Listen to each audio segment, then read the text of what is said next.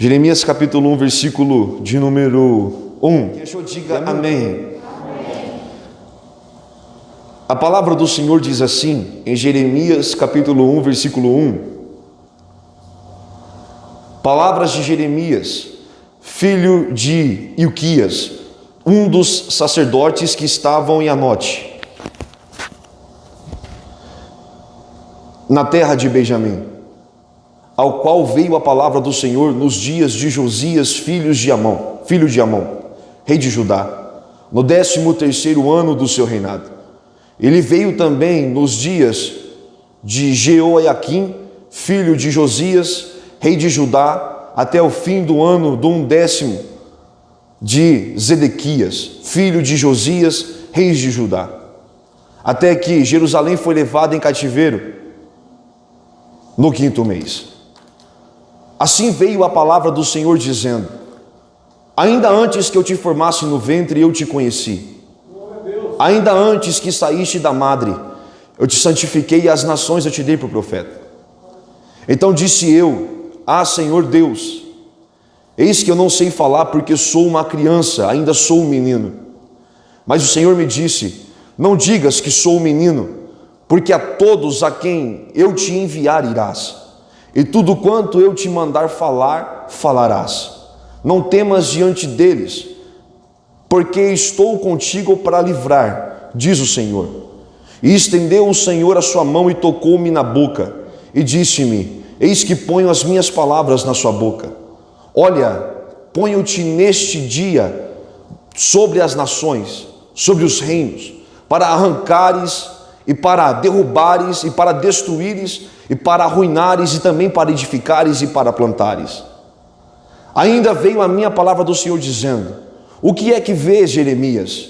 Vejo uma vara de amendoeira. E disse-me o Senhor: viste bem, porque eu sou o Senhor e velo sobre a minha palavra. Quem leu até aqui, diga amém.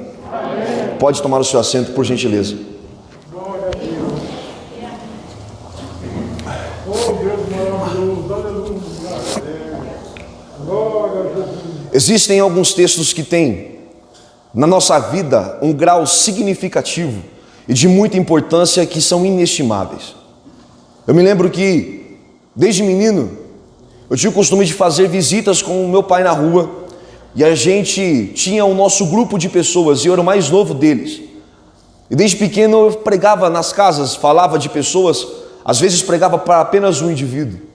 Você que já me ouviu pregar muitas vezes sabe do que eu estou falando, e já disse para vocês algumas vezes: na mentalidade de Deus e na mente de Deus não existe nenhuma diferença em nenhum nível de quem prega para centenas de milhares de pessoas e para quem prega somente para uma pessoa. Pregador não se faz pela multidão que ele toca com a sua palavra, mas quando um homem se arrepende dos seus pecados através da palavra de Deus. Aleluia. Textos que mexem com o nosso coração. Eu me desenvolvi, cresci, e chegou um tempo que eu já contei para os irmãos que eu fiquei um pouco parado. Só que aconteceu um problema. Minha mãe tinha acometido aquela doença grave, que vocês já sabem da história. Eu me lembro que eu peguei e, começando a voltar para a igreja e cumprindo aquilo que um dia eu disse que faria, eu recebi um convite que eu nunca tinha recebido antes na minha vida. Pastor Augusto, em uma garagem, num ponto de pregação, ele disse assim: filho, você tem espaço na sua agenda para poder pregar aqui, daqui a 15 dias aqui em casa? Eu peguei e falei assim: pastor, eu nem tenho agenda. Eu nem sei o que é isso. Ele falou assim: bom, filho, vem pregar aqui em casa. Eu peguei e falei assim: quer saber, pastor, eu vou. Mas sabe quando que você toma aquela atitude e fala sem pensar? Que você diz que vai, mas no fundo você se arrepende depois de alguns momentos e diz: olha, eu deveria ter pensado direito. Meu amigo, ele me chamou para poder fazer com ele uma construção. E quando eu fui fazer essa construção com ele, foi tanto serviço que eu peguei e falei para o outro amigo meu, falei assim: eu tenho que começar a repensar nas coisas que eu falo sim, automaticamente. Eu me lembro que quando eu falei sim para aquele convite que eu tinha recebido, eu fui para casa e eu comecei a ler a Bíblia Sagrada loucamente, freneticamente. Lia textos atrás de textos, e parece que a Bíblia se tornou tão vasta que eu não conseguia achar um tema para conseguir pregar. Eu que não sou bobo, vi o pastor Ercílio, que é um pastor que tem na frente da minha casa, que eu amo de coração. Eu fui conversar com ele, e quando eu fui conversar com ele, parece que minha mente startou. Eu consegui ver um texto ali que eu iria pregar, e o texto que encandeceu e inflamou o meu coração era o texto de Êxodo, capítulo 14, que Deus ele tem um apogeu da sua glória manifestada, e rasga no meio o mar, e o povo passa com os seus pés a seco. Estava na véspera de conseguir pregar naquele lugar, uma garagem simples. Eram 2 horas da tarde, eu estava me arrumando para começar a pegar no ponto de pregação às 7 horas da noite. Quando deu 5:30 da tarde, eu estava tão agoniado, pastor Natanael, que eu já não conseguia mais ficar em casa. Deu 5:30 da tarde, eu peguei a minha Bíblia, um paletó azul com as botoaduras douradas. Pensa num paletó feio, irmão, mas é o que eu tinha. Peguei aquele paletó, peguei uma gravata preta que o pastor Ercílio me deu, e quando eu cheguei lá, eu bati palma. Pensa na vergonha que eu fiquei em bater palma na frente da casa daquele rapaz, 5:30 da tarde. E ele falou assim: filho? Eu falei: oi, pastor. Ele falou assim: você chegou um pouco cedo demais, você não acha? Eu peguei e falei assim: pastor, só vim comer bolo de fubá e tomar café com o senhor. Eu me lembro que eu cheguei, sentei ali, e realmente tinha bolo de fubá, porque a Kézia tinha me falado que tinha. E quando a gente ficou naquele lugar conversando, ele falou assim: filho, agora eu vou me aprontar para começar o culto lá fora. Eu falei assim: então, pastor, eu vou ajudar a colocar as cadeiras naquele lugar. Eu comecei a pegar aquelas cadeiras, você sabe, aquelas cadeiras de escola, aquelas cadeiras que já vêm com um lugar para você suportar o seu caderno, colocar o seu caderno ali. Aquelas cadeiras eram cerradas naquela parte, era um lugar simples, era um lugar muito simples, era uma garagem, mas eu decorei aquele lugar. Eu peguei os negócios que ele tinha, arrumei ali atrás, coloquei as cadeiras, e quando começou a chegar gente, eu nunca vi tanta gente chegar naquele lugar. Minha barriga começou a esfriar, e a coragem que eu tinha, quando eu disse sim, tinha acabado. Eu comecei a falar assim: Deus, eu acho que eu vou falar para esse rapaz, o senhor me perdoa, mas eu vou falar para ele que eu estou com uma grande dor de barriga, eu preciso ir para casa. Eu não posso ficar aqui, o que eu vou falar para esse povo, Deus? Deus, eu sei que eu te fiz algumas promessas, mas o Senhor é o Deus da eternidade, o Senhor tem paciência e é longânimo. Eu falei assim: Deus, eu acho que eu não estou pronto para pregar aqui não. Eu lembro que começou o culto, e como o pastor Hugo, ele deu seguimento à liturgia, este homem começou a dar oportunidades para algumas irmãs que estavam ali. Uma irmã pegou o texto sagrado e leu em Atos dos Apóstolos, capítulo 9, versículo 15, que diz assim: vai, porque é para mim um vaso escolhido, para pregar o meu nome diante dos gentios, dos príncipes e dos reis de Israel. E esse homem, depois que ele deu a oportunidade, e naquele frame que tem, nas intercaladas, como o pastor Hugo aqui deu alguns recados, ele pegou e falou assim: meus irmãos, eu já tenho 40 anos de ministério, e Deus revelou para mim que é daqui da minha garagem que vai sair um pregador que vai abalar esse país, que vai mudar esse bairro. E eu estou sentindo no meu coração que esse menino é você, rapaz. Eu peguei e falei assim: esse pastor está tomando muito café, gente. Eu sou uma criança perto desse rapaz aí. O que é que eu posso fazer perto dele, ué? Tenho 17, 18 anos de idade. Ele tem 40 anos de ministério. Eu sou uma criança perto desse rapaz. Em seguida, uma irmã pegou o microfone e falou assim: eu não sei porque eu vou ler isso aqui, mas eu vou ler isso aqui. Jeremias capítulo 1, versículo 4. E ainda antes que eu lhe formasse, eu te conheci.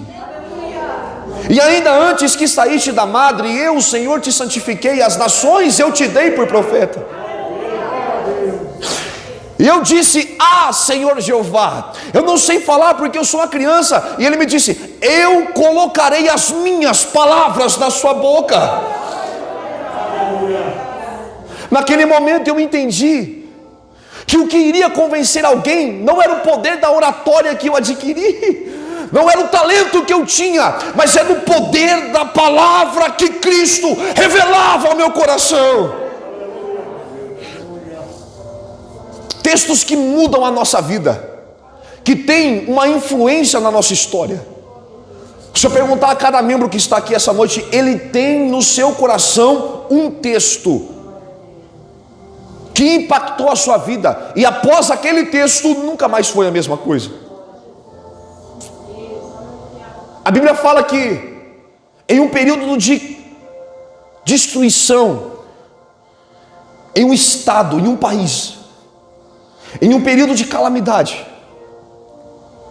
Deus não escolhe alguém formado, Deus não escolhe alguém já com barba e cabelos brancos. Deus visita o ventre, escolhe um homem que ainda nem tinha sido formado. Você consegue identificar chamadas que são ao decorrer da história, homens e mulheres que são chamados em algum momento da sua vida para fazer alguma coisa para o reino de Deus. Mas com Jeremias foi diferente, porque ainda antes que Jeremias nascesse, havia um propósito na vida de Jeremias. Eu estou pregando para homens e mulheres aqui essa noite, que estão aqui em um ambiente caótico, porque não está nada legal aí fora, mas tem no seu coração uma convicção: eu tenho uma responsabilidade em uma chamada. Aproveitando que está distante, olhe para o seu irmão e diga: você tem uma chamada. Não, mas diga com mais autoridade, convença ele, diga: você tem uma chamada. A chamada de Jeremias fez com que ele sofresse muito.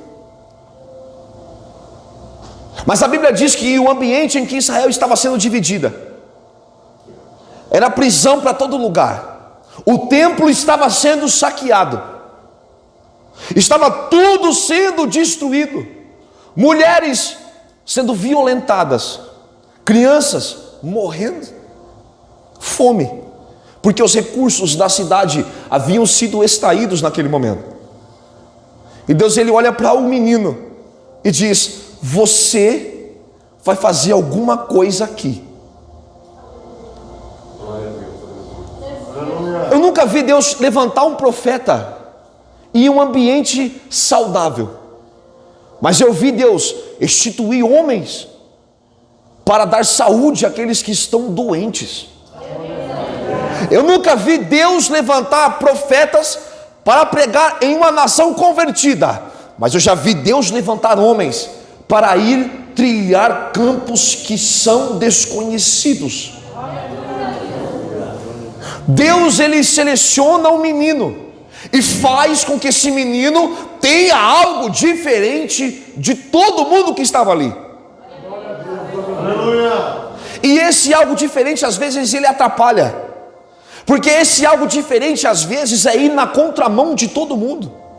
Esse algo diferente às vezes separam você, porque esse algo diferente às vezes acarreta coisas que são negativas. Porque ter chamada de Deus muitas vezes é doloroso para quem recebeu a chamada, e para as pessoas não fazem sentido.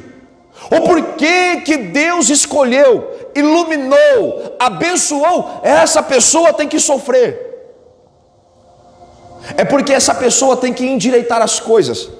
E quando as pessoas, esse homem endireita as coisas, essa mulher, ela realinha as coisas, às vezes a mudança faz com que haja uma rejeição, e a rejeição não vem pelas ideias, vem para quem propôs as ideias de mudança. E Jeremias, ele estava ali para revelar não os lados positivos de Israel, mas para revelar os pontos fracos de Israel. Não aonde Israel levantou, mas aonde Israel tinha caído. Não aonde Israel venceu, mas sim aonde Israel tinha perdido. Para o mundo não faz sentido, Para o mundo não faz sentido ser cristão. Não é assim que o pastor disse aqui, na empresa. Quando o senhor fala de contribuir, ninguém acredita nisso. Fala que esse negócio é besteira, rapaz. Mas ainda bem que a Bíblia diz que a mensagem da cruz, ela é loucura para aqueles que perecem, mas para nós que somos salvos, é o poder de Deus na terra. Para o mundo é loucura e na contramão, mas Deus está dizendo, é na contramão que é o caminho certo. Para o mundo é loucura se abster de algumas coisas, e Deus diz, eu gosto de você se abstendo, porque enquanto o seu corpo está separado, a minha santidade cintila no seu rosto, e Deus se manifesta visivelmente através da nossa vida. Halabacanda lavassou de covodogandahai. E Jeremias, ele está instalado por Deus em um lugar que nada pode funcionar. Sabe, pastor Hugo, às vezes, se Deus levantasse alguém formado já, sabe, porque criança é muito corajosa, presbítero.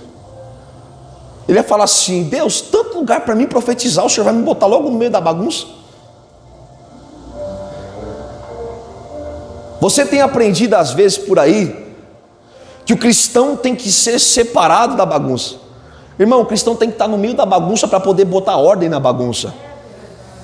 E Jeremias está profetizando em um lugar onde ele não deveria estar, porque aquele lugar tinha credibilidade para todo mundo, menos credibilidade para um profeta.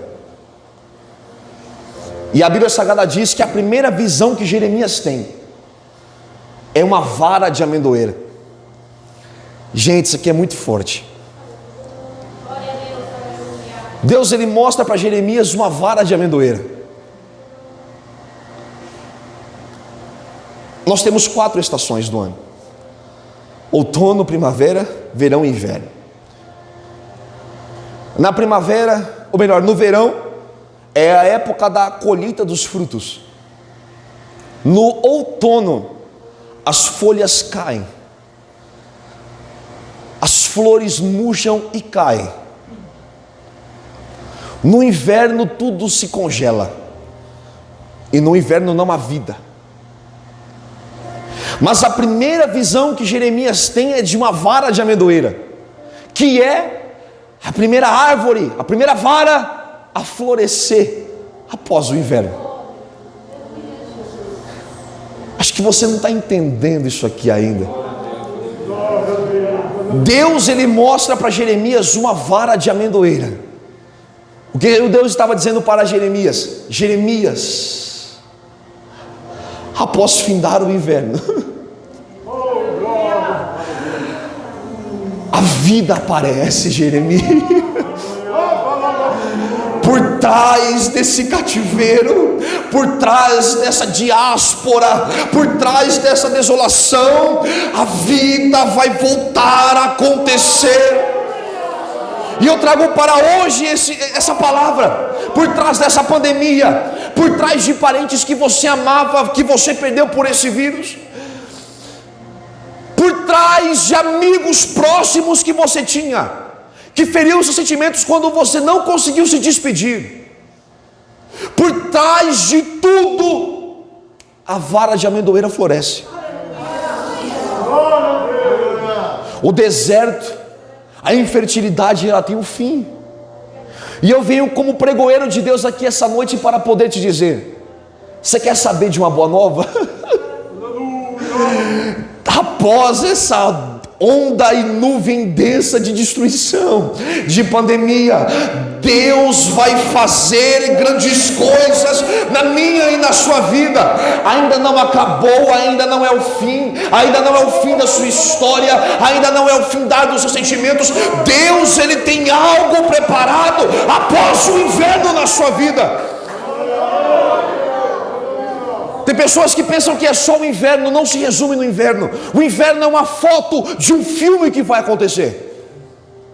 Eu estou pregando para homens e mulheres aqui essa noite que estão passando o pior inverno da sua vida. que estão sentindo uma opressão, que estão sentindo dores, que estão sentindo agonias que nunca sentiu antes. Eu estou pregando para homens e mulheres aqui que só Deus sabe como está o seu coração, porque o inverno é tão denso que te prendeu na sua casa. Sabe o que é o pior, irmãos?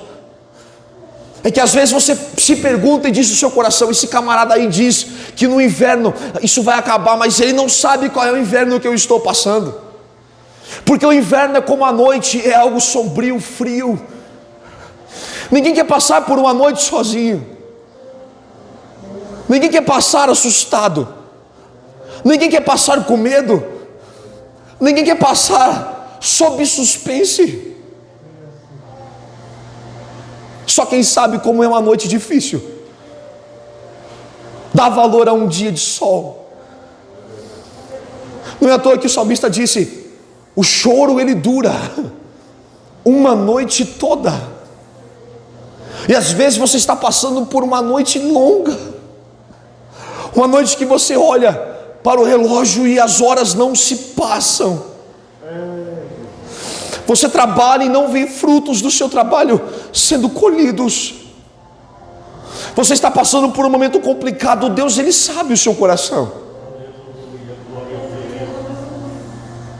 Mas como toda noite ela começa, o dia ele também nasce. Eu estou pregando para homens e mulheres aqui que estão prestes a ver o sol nascer. Aleluia. Estão prestes a ver a vara de amendoeira florir. Aleluia. Estão prestes a ver de novo a neve derreter. Estão prestes a ver de novo o calor perto do seu corpo. Eu estou pregando para homens e mulheres aqui essa noite que estão prestes a ver uma reviravolta na sua vida, porque Deus ainda é um Deus de surpresas.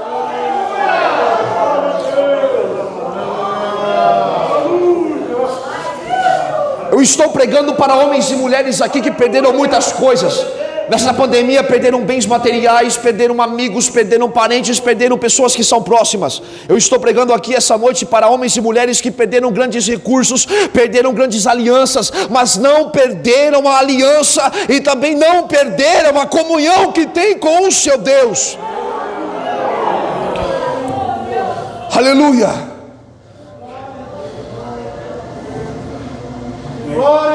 A notícia que eu trago a você aqui essa noite é: se acalma, é só um inverno. Alabacana, alabá.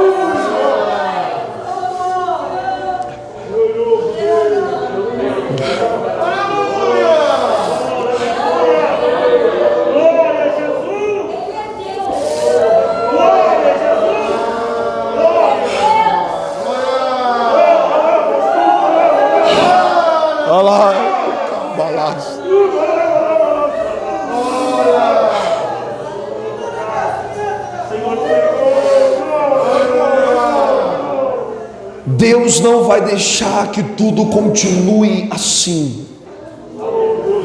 Deus não vai deixar que acabe assim. Deus não vai deixar que esse seja um ponto final. Ah, meu Deus. Uma das características que Jeremias tinha é que ele conseguia enxergar em meio à tragédia. Responda no seu coração: o que é que você tem enxergado em meio à tragédia? Será que você tem enxergado tragédia após tragédia?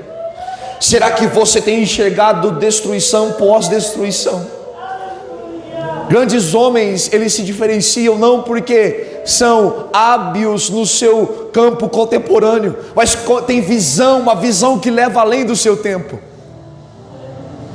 Jeremias conseguiu enxergar em meio à destruição a vara de amendoeira. Glória a Deus. E pela fé, hoje, agora, eu convido a você a enxergar essa vara de amendoeira. mais para frente vai melhorar, mais para frente vai mudar, mais para frente vai se renovar. A esperança ainda não acabou não, gente. Tem muita coisa para viver, você viver com o seu Deus. Tem muita coisa para você sentir que você ainda não sentiu. Existem muitos lugares que você vai ir, que você ainda não foi. Você está olhando às vezes para esse lugar, você está olhando para a sua cidade, você está olhando para a sua empresa. É demissão, pós-demissão, é baixa sobre baixa. Mas Deus está dizendo a você: calma e enxerga no meio da destruição a vara de amendoeira que está florescendo na sua frente.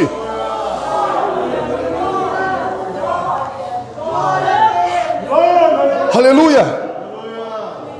Pastor Gesiel Gomes uma vez disse assim: homens que conseguem enxergar além do seu tempo e homens que são chatos de andar com ele porque ele é pessimista. Como o crente pessimista vem para a igreja: ai Deus, eu não aguento mais.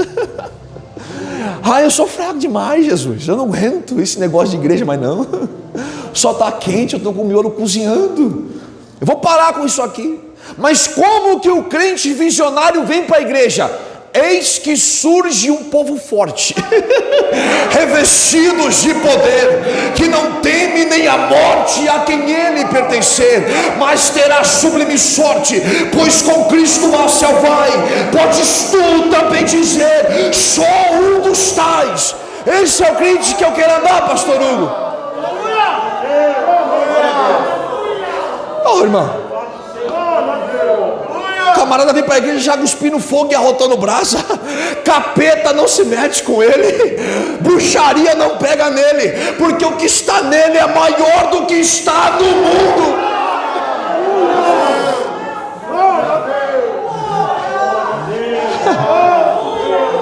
Tu é um dos tais, irmão.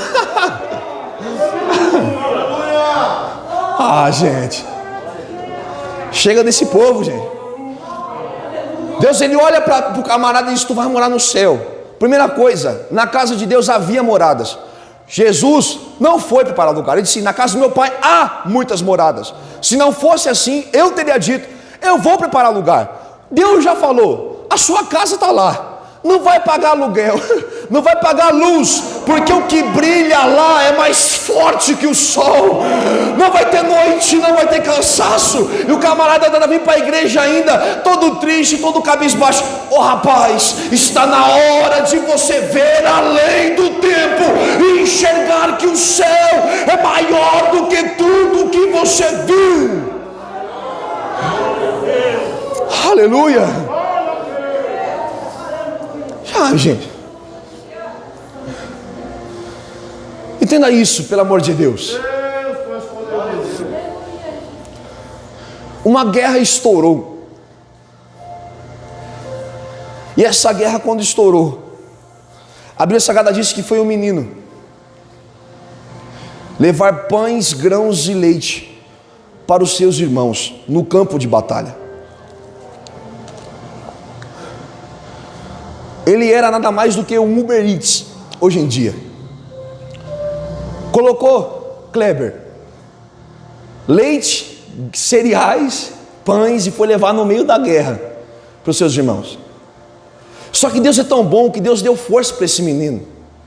E quando ele chegou na guerra, exatamente quando ele chegou ali, imagino que ele falou para os seus irmãos: Eliabe, eu vou tirar um pouco o sapato para me dar uma descansada, porque a viagem foi um pouco longa. Foi dar uma descansada de uns 15 minutos de volta para casa, para poder cuidar das ovelhas do nosso pai. Já sabe de quem eu estou falando já? Davi.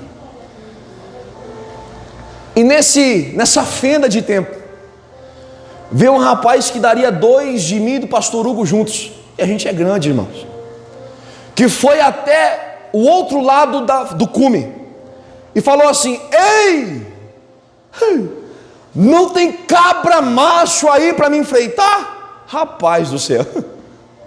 Aquele garoto olhou para o irmão dele. Eu acredito, estou dizendo. Você não vai achar isso na Bíblia, mas eu estou dizendo. Olhou para o irmão dele olhou para ele. E aquele olhar, sabe quando existem olhares que formam frases? Quando você faz alguma coisa que sua esposa não gosta, que quando ela te olha assim, é como se fosse um olhar, a gente vai conversar quando chegar em casa. E Davi olhou para o seu irmão e o seu irmão não fez absolutamente nada. Ele olhou para os heróis do seu país e os heróis do seu país também não fez nada. Aquele garoto se revolta e diz assim: gente, porventura não existe um homem aqui? O que você pensa que é ser um incircunciso para insultar o povo de Deus? Vou te pegar. Ele pega o seu cajado, ele pega a sua funda e o seu alforje, ele coloca algumas pedras ali. Quando aquele guerreiro de guerra chamado Golias olhou para aquele menino, falou assim: ei rapaz, por acaso sou algum cachorro para você vir contra mim com pedras e paus? Só que Davi não estava vendo ali pedras e paus. Ele sabia que quem estava por trás daquelas pedras era o Deus que nunca perdeu uma batalha, e naquele dia não iria abrir uma exceção. Ele disse: eu não vou contra você com pedras e paus não, filho. Eu vou no nome do Senhor que fez os céus e a terra. Sabe qual é o problema de muitas pessoas? Que eles estão simplesmente guerreando por guerrear, e não tem ainda a certeza que as armas que Deus colocou na sua mão são letais quando usadas por você. Tem pessoas que olham para a arma do irmão e dizem: essa é uma arma muito boa, e olha para a sua arma e diz: essa é uma arma muito ruim. Mas o que Deus fez com Davi, eu posso te dizer uma coisa, rapaz, pelo jeito que o cara era grande, nem revólver 38 derrubava ele não, mas a pedrinha do servo de Deus, quando ela é lançada com o intuito correto, quando ela é lançada para poder mostrar quem é Deus, eu posso te dizer uma coisa: a visão de Davi se diferenciava, porque ele sabia que insultando o povo de Deus, não era só o povo de Deus que era insultado, mas sim quem criou aquele povo. Deus naquele momento tinha sido colocado em xeque, e Deus ele faz o quê? Vocês trazem o seu maior homem, e eu levo o meu menor, para mostrar que a força não está no tamanho e nem na destreza do combate, mas está no nome que enviou para o combate. Eu digo a vocês aqui essa noite, assim como o Pai os introduziu ao mundo como ovelhas em um mundo de lobos, Deus está te dizendo aqui essa noite: se Ele te enviou, nada pode te abater, porque sob a sua vida existe um Deus que não perde batalhas e também não perde guerras.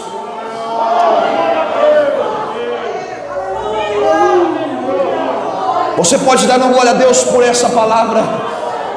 Você pode dar uma aleluia por essa palavra? Eu estou pregando para homens e mulheres aqui que estão no meio do combate e estão dizendo: Deus, e agora? E Deus está dizendo: marcha, guerreia, porque a vitória é minha. Aleluia.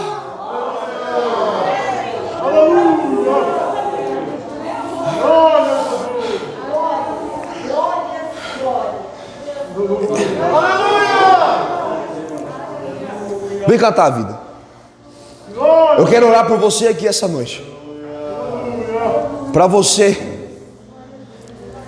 poder enxergar o que a gente enxerga, que não é pouco não, gente. A gente está aqui porque a gente sabe que nosso Deus é maior, e a qualquer momento a trombeta vai tocar, e quando a trombeta tocar eu vou subir. Ah, gente, se eu fechar os meus olhos eu consigo contemplar. Ai, meu Deus. Irei eu para a linda cidade, Jesus me dará um lugar com crente.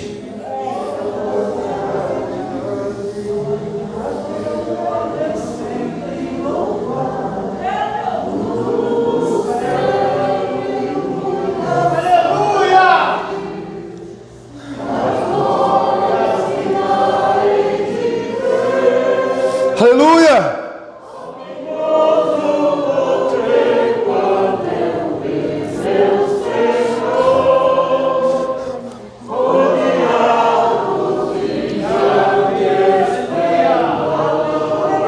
Aleluia! Sabe, gente, eu vou pescar pelo menos uns 5 séculos com Jesus no rio da vida. Eu vou ficar com ele naquela mesa lá. Quando eu subir para o meu Deus e ver, meu Deus, vou falar assim: Deus, eu passei por tudo aquilo, só que, sabe, no meu coração tinha uma certeza inabalável, que nunca fez com que eu duvidasse que o Senhor é Deus. Valeu a pena sofrer, valeu a pena ser perseguido, porque hoje eu estou sentindo coisas que ninguém sente. Irmão, não existe grife, não existe nada que possa comparar as vestes que eu vou vestir. Você não é isso aqui, você está aqui, mas você não é isso aqui. Esse lugar é com Deus. Eu quero que você se coloque de pé, por gentileza.